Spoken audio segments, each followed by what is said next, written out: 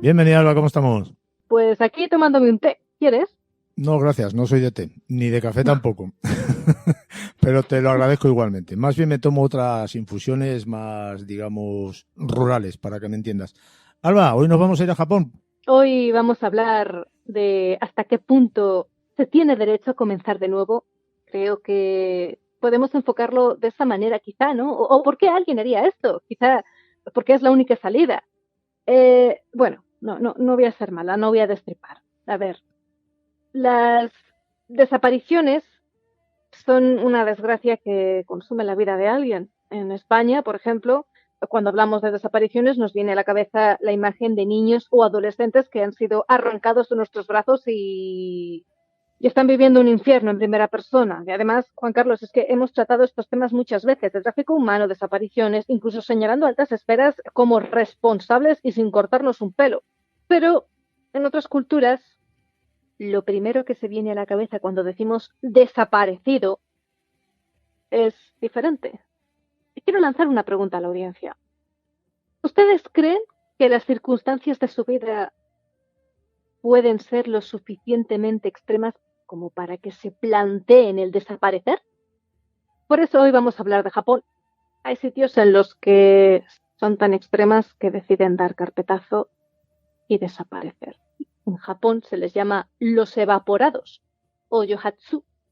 Mira, cada año desaparecen 90.000 personas aproximadamente en Japón, o al menos es la cifra de reportes de denuncias.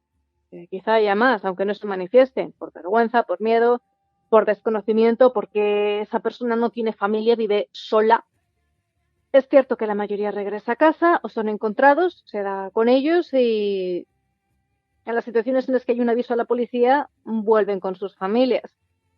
Pero hay personas que son verdaderamente meticulosas, cuadriculadas, quisquillosas, ultra perfeccionistas en su plan y cortan relación, lazos, todo, definitivamente de golpe.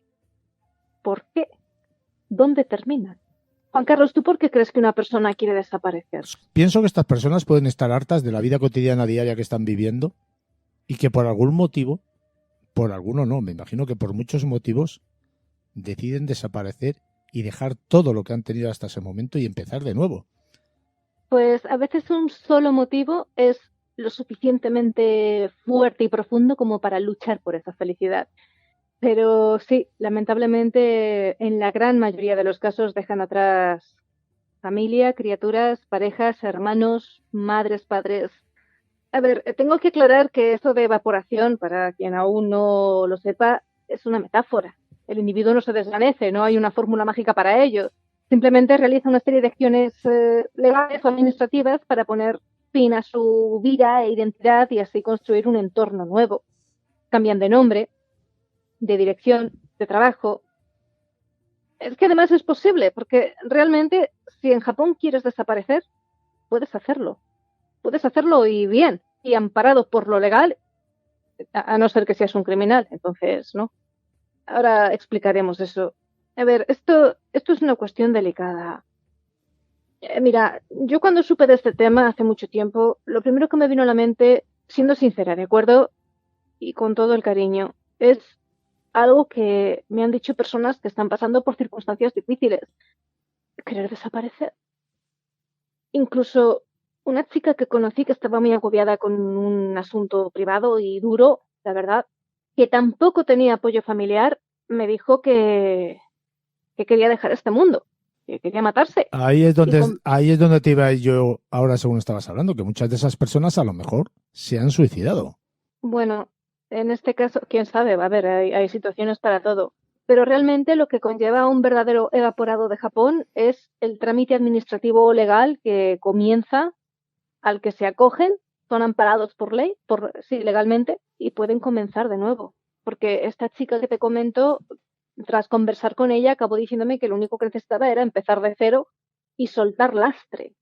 Tú en Japón acudes a la policía y en este caso, y no te ayudan. Te ayudan, pero son muy reticentes, ¿no? Al menos, incluso si lo comparamos con la cultura española. Saben lo que es y O sea que por la ley de protección tú, de datos no cruzan la línea. tú denuncias una desaparición de una persona y prácticamente no te hacen caso. Solamente en estas circunstancias. En el caso de que tu hijo, por ejemplo, escriba una carta y diga que adiós muy buenas, que ya volveré, pues a callar. No, es porque es una despedida voluntaria. Ah, o sea que Entonces, tiene que dejar algo que manifieste que realmente se ha ido voluntariamente. sí, hombre, otra cosa es que desaparezca de la nada, como si hubiera sido un secuestro o un posible asesinato. Lógicamente ahí la policía se Pues pone a por eso trabajar, ¿eh? que No, me extrañaba según lo estabas comentando, claro. es que no pretendemos decir que los agentes sean pasivos. Por eso muchas familias con recursos, acuden a detectives privados, porque nos encontramos con situaciones de lo más variopintas, problemas familiares, discusiones, divorcios, deudas, acoso laboral, acoso académico, incluso acoso escolar. Borran su identidad, empiezan de nuevo, se acogen el anonimato y aquí ya, más que la desesperación, la gran mayoría lo que sienten es vergüenza. Vergüenza porque a lo mejor el matrimonio ha fracasado, vergüenza por no haber podido entrar a la universidad, vergüenza por un tropiezo profesional. La deshonra es algo muy pesado. Hoy día en España creo que todos o casi todos conocemos personas, por ejemplo, que se han divorciado o que se han separado y no pasa nada. Es más, si no aguantas a tu pareja o no hay nada en común o hay un problema personal que no pueda arreglarse, ¿por qué seguir unidos? Si no se puede, no se puede. Tenemos la opción de continuar con nuestro camino desde el respeto por lo que fue y hacia esa persona y ya está. No es el fin del mundo. A veces nos equivocamos o pasan ciertas cosas que dejan su huella y eso no se puede ni controlar ni predecir y hay arreglo. Y este proceso de evaporarse parece sorprendentemente fácil, porque la ley japonesa dota a los ciudadanos de una grandísima libertad para mantener en secreto su vida privada. Insisto, a excepción de cuestiones relacionadas con la criminalidad, porque ahí la policía sí puede acceder a datos personales y llevar cierto control. Y por supuesto es un tema tabú. Hoy en día desaparece en España alguien, no sé, pongamos tu hijo, Juan Carlos, de 20 años. Yo me imagino que a ti te daría un infarto. Estarías preocupado. L- Pensarías, Dios mío, ¿qué será de él? Lógicamente, como todo el mundo, vamos, me imagino. Pues en Japón, a medias. La preocupación no es tan intensa como puede ser en España. Hay preocupación, hay pena, lógicamente, por supuestísimo, pero ahí ya cuentan con que esa persona encontrará una manera de sobrevivir. No me preocupo del todo porque estoy seguro de que mi hijo estará bien. Insisto, dentro de un orden, ¿vale? Seguro que va a venir aquí el listo a puntillarlo, en fin. Cuando alguien desaparece así es porque suele tener un plan, aunque no siempre pueden ejecutarlo rápidamente. Por eso algunos investigadores privados recurren a una red de informantes que trabajan para compañías telefónicas. Ese es un as que guardan bajo la manga, ¿no? Pero también necesitan tener suerte. A veces se encuentran a la persona enseguida y otras pues hay que ir de hotel en hotel o recorriendo pensiones o con un itinerario o pues tras cierta entrevista al interesado ir indagando y bueno, con hipótesis. Porque el investigador privado, repito, tiene su itinerario, sus cuartillas, sus ideas, teorías, y va haciendo fotos y tomando registros de posibles avistamientos. Pero ya te digo que esto es algo que usan solo las familias más pudientes porque es caro. Son unos 500 euros al día de media, lo más básico, los servicios más simples. Y a eso hay que añadirle que nada garantiza resultados. Otras familias intentan solucionarlo solas. De hecho, hay iniciativas, hay métodos más altruistas, hay personas que lo hacen gratis, por ejemplo, pero ahí ya te estás metiendo en un mundo que, a saber, ¿no? No puedes pedir extractos del banco, datos de telefonía móvil, facturas, registros, nada, porque es que está todo protegido, todo. Es, yo te digo, meterse en un berenjenal, un mundo, eso es. Ahí me parece recordar que las leyes japonesas son muy, muy cuidadosas en lo que se refiere a la privacidad de cada ciudadano, ¿eh? Ahí tenemos un debate poderoso sobre hasta qué punto una persona puede huir o no, o afrontarlo, o si el huir arregla algo, o al final los problemas vuelven, Bueno, ya tú o... llámalo huir, yo le llamo empezar desde cero, una nueva vida. Es que esto lo hace mucha gente, la gran mayoría, ¿de acuerdo? Repito que hay casos para todo. Gente adicta, que no pueden con su adicción, gente muy agresiva, gente con muchas deudas, que está en bancarrota, que ha dejado a muchas familias con una mano delante y otra detrás. Pero es lo que dices, esto está Fíjate, me extraña, porque con lo que son con el tema del índice de la criminalidad y eso, pero supongo que habrá casos para todo. Es que este tema, por ejemplo, que estamos hablando esta noche, ya te digo que hay que tratarlo con pinzas, como todo lo que hablamos. Pero volviendo al tema de la ley japonesa, sí, es muy estricta. Es muy estricta y sobre todo por la Constitución japonesa del 47 o la Constitución de la posguerra, que se llama así. Se le conoce también como Constitución de la Paz y se explica que se esmera en proteger esas libertades individuales porque esto viene a modo de respuesta ante los abusos de las autoridades que hubo durante los días de militarismo, de preguerra. Por eso es casi imposible acceder a la información personal de alguien sin ese consentimiento. No sé si me estoy explicando, pero todo viene de ahí principalmente. Y fíjate que también es algo que lo hablaba en su momento con una persona, el choque también que supone se esmera en proteger las libertades individuales, una sociedad que apuesta o en la que predomina antes el bienestar de una comunidad, de un grupo, antes que el del individuo, la persona sola. Y es interesante también, ¿no?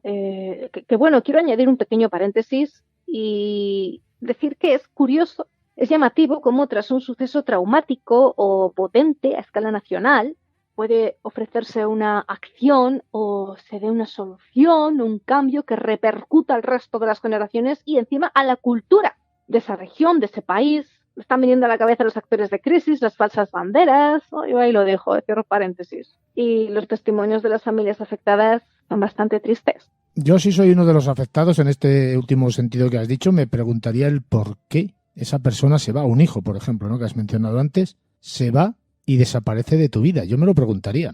Intentaría indagar por qué ha sucedido lo que ha sucedido, Alba. Es una medida totalmente desesperada. Una cultura en la que hablamos en general, en la que se remarca el seguir adelante, en el que es tabú el fracaso, y por eso hay que seguir luchando, por eso hay que callar, tragar y continuar. Es una medida que se imparte cuando ya no puedes más. Por eso a mí, yo he leído, conozco testimonios de familias afectadas, he tenido mucho contacto con gente japonesa y es un tema que también esto es tabú. Y a mí me salta esa pequeña chispa de frialdad, quizá, de pensar automáticamente que ese desaparecido, pues sus motivos tendrá para dar carpetazo y marcharse así de la nada, conociendo todo esto. Y por otro lado, hay algo peor que dejar a alguien sin más, y es el dejarle, pero dedicar tus energías a hacerle daño. He leído muchos testimonios, no sé, en el caso de una madre, por ejemplo. Ella ingresaba dinero en una cuenta bancaria, que era de su hijo también, y ella cuando veía los extractos de que faltaba dinero, de que su hijo la utilizaba, tenía esa sospecha, que no era robada, pues se lo tomaba como un vínculo entre ambos, ¿no? Pensaba, bueno, no le puedo ver, pero acepta mi dinero y está ahí y si usa el dinero es que continúa viviendo. Incluso continúa pensando en mí porque, fíjate, está utilizando mis ingresos. Pero claro, esto es algo de lo que tampoco hablan mucho porque lo consideran pues otro fracaso, una pérdida. Esto de los yohatsu es un tema que apareció a finales de la década de los 60 a raíz de una película, la película Un hombre desaparece, y ya causó cierto impacto en la población. Bueno, pues 10 años después, en los 70, aparecieron muchos casos de jóvenes de zonas rurales que huían de sus duros trabajos. Y ahí surgió un negocio que fue consolidándose, dando forma con el tiempo, los transportistas nocturnos. Se llamaban así, que había que tener muy en cuenta el contexto de la época, ¿no? Esto ya, cuando todo se solidificó, vamos a adaptarnos los años 90, ¿de acuerdo? Una década en la que hubo un boom de evaporaciones. Y este trabajo consistía en conducir a gente a localidades muchísimo más alejadas, aprovechando la complicidad de la noche, pues los transportistas nocturnos. A ver, pongámonos en situación. La economía acababa de colapsar. Mucha gente buscaba una manera de escapar. Es que fue algo tan catastrófico que bueno, se llama la década perdida. Imagínate, la década perdida. Indigencia, desempleo, quedarte ahí en la estocada. Sumado a eso, venimos de una fase conocida como el milagro económico japonés, que había sido un periodo de extraordinario crecimiento económico que a lo largo de varias décadas que acabó por situar a Japón como la segunda mayor economía del mundo. Esto a principios de la década de los 90, que incluso ya la gente presumía o se sopesaba que pudiera superar, desbancar a Estados Unidos. pero cosas que pasan, ¿no? Estalló la burbuja de activos en el 91, hubo una gran recesión en 2008, maremoto del 2011 y lo del bicho, pues bueno, ya te puedes imaginar. Lo hemos vivido en España. De todas las maneras, Alba, a mí me parece que en Japón tienen muchísima presión por tener esa buena reputación hacia los demás. Es algo que está muy arraigado en esa cultura, no sé si me explico. Quizás esa presión por tener esa buena reputación hacia los demás puede incidir también en este tipo de cosas que estás mencionando, ¿eh? Por eso hablar de ello es tan vergonzoso, y así es. Digamos que aquí son prisioneros de la propia mente. Puedo expresarlo de alguna manera.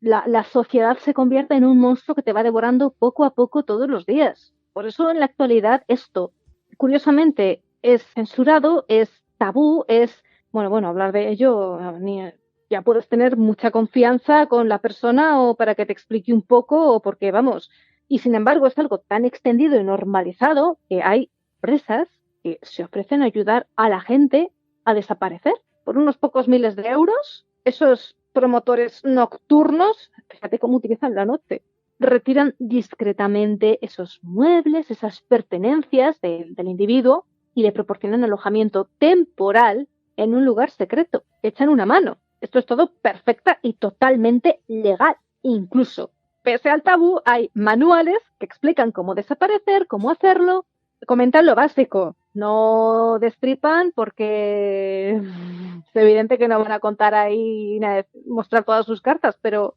van compartiendo lo básico sobre cómo desaparecer, qué hacer. Conforme te inicias en el proceso, la persona ya va viendo, decidiendo, en fin.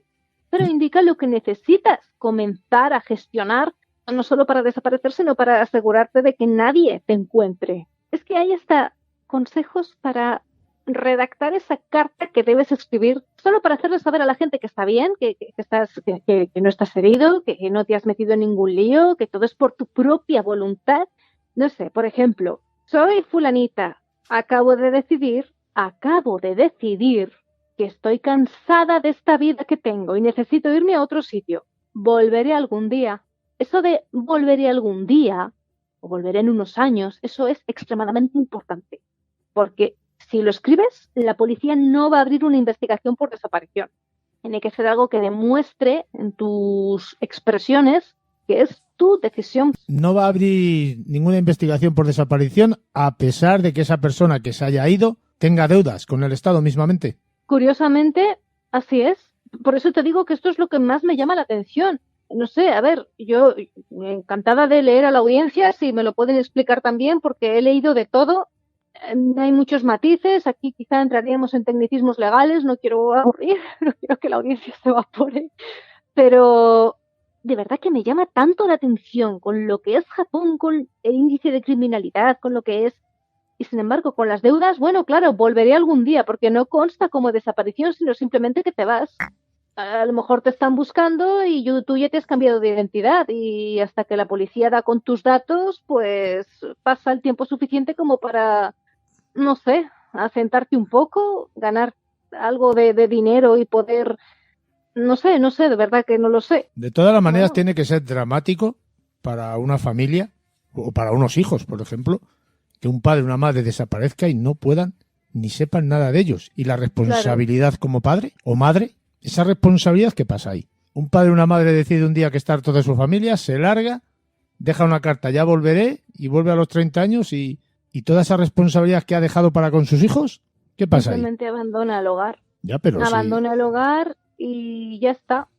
Y la gente aquí, en este sentido, lo ven entendible, lo ven comprensible y respetable, así lo dejan patente, porque muchas personas desaparecen pues para eso que has comentado antes, ¿no? Para escapar de esas presiones de la sociedad, que desaprueba el fracaso, por corriente cultural, por tradición.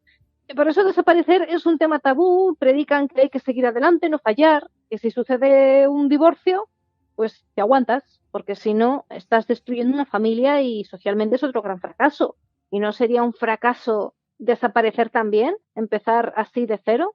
Claro, luego lees una serie de testimonios. No, es que esta mujer desapareció porque el marido alcohólico le estaba llenando de deudas y la criatura que tenía pues la daba palizas. Hombre, pues caray. ¿Y eso no se puede denunciar? Sí, Yo me imagino, social. Alba, que todas esas personas que llegan a tomar esa determinación, sobre todo aquellos que tienen deudas con el Estado, por ejemplo, se marchen del país. Porque tú, si vuelves a empezar desde cero, dejas todo lo que tienes atrás con esa carta que has mencionado antes, tienes que empezar desde cero en otro lugar. Sí, bueno, claro. Claro, yo me imagino Pero que tendrás que volver a darte de alta o lo que sea y tendrás que demostrar que has nacido, que has vivido y que estás allí. No puede uno desaparecer con todos sus datos y volver a aparecer de la nada diciendo que ha nacido en un lugar y que... No sé si me estoy explicando. No parece tan sí, fácil, ¿eh? Salvo que te vayas a otro país, claro. en este caso hay muchos manuales que te dicen a qué zonas puedes ir dentro del propio Japón. Tú simplemente comienzas unas gestiones administrativas, te cambias de nombre y ya está. Y de trabajo, te constas como que te has largado del trabajo o lo que sea, o que estás en paro, depende de la situación, ¿de Sí, acuerdo? pero para Y cambiarte ya de está. nombre tendrás que presentar tu documento con el nombre anterior y en el registro ahí debería de estar especificado si esa persona tiene deudas o algo, digo yo, no sé. Ahí es donde puede acceder la policía. Pero como no consta como desaparición, simplemente lo dejas todo atrás, tú sigues existiendo, no desapareces. Después, en función de lo que hayas hecho, y depende de la zona, y depende de quién seas, y cómo haya transcurrido todo, y tus trámites, pues si hay vacíos legales, o si tienes suficiente dinero como para... Me voy a callar. Porque el dinero todo lo puede, ¿sabes? Pues oye, no pasa nada. Aún así, con el tema de la criminalidad, la policía sí accede a tus datos. Pero Japón, Japón es enorme, podríamos estar horas hablando de esto, pero un lugar muy popular es Kamagasaki, que en los medios, bueno, es un barrio ubicado en el sur de Osaka, perdón. En los medios, muchos informes y artículos de Internet lo llaman como el barrio pobre más grande de Japón. Y bueno, a ver, tengo que romper un poco una lanza. Los medios de comunicación a favor. Los medios de comunicación internacionales suelen incrementar o generalizar ciertos temas para generar más controversia y opiniones. Eso no es un secreto. Pero el distrito de Kamagasaki es un lugar donde la gran mayoría de o muchísimos vagabundos o insolventes sin hogar se han ido asentando ahí desde el periodo de la posguerra, especialmente en la década de los 60, y el tema pues va creciendo, va creciendo. Era un barrio muy famoso por tener vivienda económica, alojamiento y una buena oferta laboral, pero oye, chico, por alguna razón la mayoría de las personas más austeras se han ido trasladando a la región de Kamagasaki. En los 50 aparecieron en la región miles de callejones con chozas de madera, cubiertas con lonas a veces, todo bastante humilde, muy rudimentario, ¿no?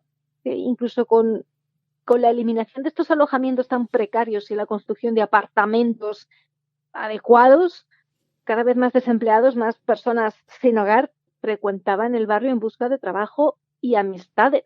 Y lo llamativo de este distrito es que a eso de los 60 se hizo una encuesta donde se afirmaba que solo el 20% estaba desempleado, cosa que es razonable, una cifra buena, muy entre comillas, en tiempos de extrema crisis, pero el problema es que sigue así o peor, no se ha resuelto, es algo paralizado que continúa afectando enormemente. No ha podido salir del todo de la crisis económica que siguió la Segunda Guerra Mundial. A ver, tenemos que ser sinceros, no pretendemos despreciar Kamagasaki, Japón es precioso, a mí me chifla. Por fortuna, este barrio ha cambiado, ha mejorado mucho en comparación con el pasado, pero todavía hay muchos desempleados, muchas personas en situación de extrema pobreza y se hacen notar, ¿no? Se insiste en que la mayoría de los habitantes de la región son trabajadores temporales, jornaleros que no tienen un empleo fijo, pero trabajan y tienen una vida normal, pero es tan visitado por vagabundos que así ha quedado la zona, ha quedado que sigue con esa etiqueta y más de 30.000 personas viven en este barrio, la gran mayoría de personas mayores, adictas a bebidas alcohólicas, drogas, enfermos, abandonados por su familia también, y muchos de los que están desempleados, aquí viene lo fuerte. Según se informa, están desempleados porque quieren, no por falta de trabajo, y muchos también optan por vivir en la calle después de haber sufrido estrés en el trabajo, un grandísimo estrés, y rebelarse eligiendo no volver a trabajar nunca más. Y es curioso que un lugar como este, con ese estigma, esa etiqueta, ese prejuicio de tristeza, dolor, fracaso, ese mal sabor de boca, tanto los residentes como los que viven en la calle parecen estar felices. Están siempre sonriendo, siempre hablando, compartiendo, cantando, a diferencia de algunos lugares como Tokio, que además aquí en esta zona tan pobre que dicen las organizaciones religiosas sin fines de lucro a menudo pues distribuyen comida o sopas, los alimentan altruistamente, trae esto pues largas filas de personas en parques públicos y es cierto que hay personas mayores que reciben ayuda de la seguridad social, pero fíjate, personas evaporadas que huyen y, y pueden volver a empezar o tener una vida aislada de lo esperable. Y lo que se considera aquí en España cobardía o fracaso, para ellos es renacer e incluso la fórmula de la felicidad. Yo me imagino también que tendrá que ver con la cultura que tienen allí, ¿eh? Nos hemos criado en ambientes distintos, en sociedad distinta, Alba. Todo esto en el enfoque. Efectivamente, por eso, pero no pasa solamente aquí, pasa en todos los países de todo el mundo y sobre todo en culturas y religiones muy distantes entre ellas. Tienes que tener en cuenta, Alba, que todas las religiones son despóticas y todas las religiones dicen que la otra religión es falsa y todas esas religiones tienen razón. Para que te hagas una idea de lo que te quiero decir. Y es un muy buen tema para tratar en un futuro, ¿qué te parece? Pues un tema maravilloso. Alba, ¿dónde te puede seguir la gente que nos esté escuchando? Pues nos pueden encontrar en Mundo Viperino, mundoviperino.wordpress.com, por ejemplo, un canal de YouTube. Es todo un espacio en el que practicamos filología y periodismo libres de manera profesional, intentando mantener vivos nuestros derechos a la expresión, a la prensa, algo muy difícil, las cosas como son, por la censura que hay hoy en día, pero que no nos importa, porque eso nos hace estar cada vez más enamorados de nuestro trabajo y de medios como este del que siempre se aprende. Tiene una revista física en formato papel llamada Rasgando la Penumbra. Puede encontrarse en Amazon junto con todas mis demás publicaciones y colaboraciones. Es una revista en la que se tratan temas de denuncia social y geopolítica principalmente. Hay entrevistas, hay análisis censurados en el ámbito digital y cositas que hacen pensar. Recomendamos entrar en nuestro canal de YouTube Mundo Viperino, hacer clic en la etiqueta listas, dirigirse a la que dice Mundo Insólito Radio y disfrutar de más programas. Muchísimas gracias. Un fuerte abrazo, Alba. Un abrazo enorme.